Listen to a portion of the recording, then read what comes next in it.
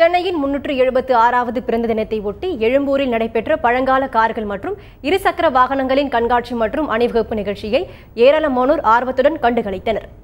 Madras heritage motoring club சார்பில் Egmore Don Bosco பள்ளி மைதானத்தில் இந்த பழங்கால கார்களின் கண்காட்சி மற்றும் அணிவகுப்பு நிகழ்ச்சி நடைபெற்றது.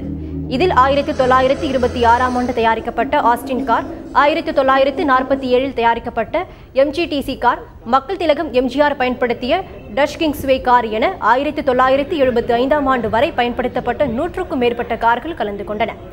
இந்த கண்காட்சி மற்றும் அணிவகுப்பு நிகழ்ச்சியை அசோக் லேலாண்ட் நிர்வாக இயக்குநர் வினோத் தாசரி தொடங்கி வைத்தார்.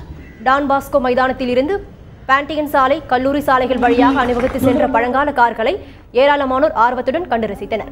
இதே காலகட்டத்தில் பயன்படுத்தப்பட்ட 50க்கும் மேற்பட்ட இருசக்கர வாகனங்களும் கண்காட்சியில் இடம்பெற்றிருந்தது குறிப்பிடத்தக்கது.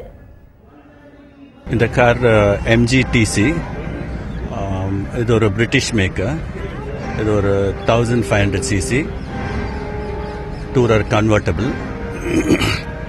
இது 1947 மேக்குன்றதுனால இது ஒரு அந்த காலத்து பீஸ்னால இது ஒரு ஸ்போர்ட்ஸ் கார்.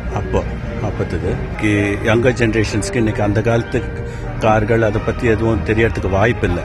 இன்னைக்கு இந்த ரேலி மூலியமா இன்னைக்கு ஆல்மோஸ்ட் 150 கார்ஸ் பார்ட்டிசிபேஷன் இருக்கிறதுனால இன்னைக்கு எல்லாரும் அசம்பிள் ஆயிருக்க காரணத்தினால எல்லாருக்கும் இது ஒரு வாய்ப்பு அமையுது.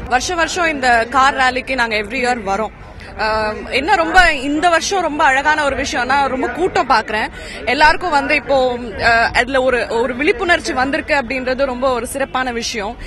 முன்னாடிலாம் நாங்க வரும்போது 1-2 பேர் தான் இருப்பாங்க. இப்போ வேற்று நாட்டு ஜனங்கள் கூட இங்க வந்திருக்காங்க.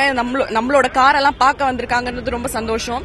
ரொம்ப முக்கியமா நம்மளோட புரட்சி தலைவர் MGRோட கார் இருக்கு. அது ரொம்ப மிக ஒரு காம்ப்ளிமெண்டிங்கா இருக்கு.